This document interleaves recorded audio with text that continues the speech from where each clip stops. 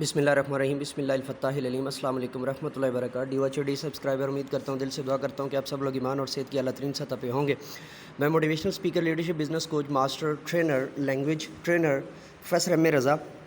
آج کی ہم جو ورک شیٹ سالو کرنے جا رہے ہیں، بیسیکلی آپ کلاس 2 سے لے کر کلاس 4 تک اس کو جو ہے نا وہ یوز کر سکتے ہیں، اور ڈفرینٹ سلیبس کے اندر فار ایگزامپل لائک طفلی ہے، آفاق ہے، آکسفورڈ ہے، مناج گرامر اسکول ہے، یا جو ہے وہ لائک ایجوکیٹر یا اسپرٹ کسی بھی اسکول کے اندر جو ہے نا وہ یوز ہو سکتی ہے۔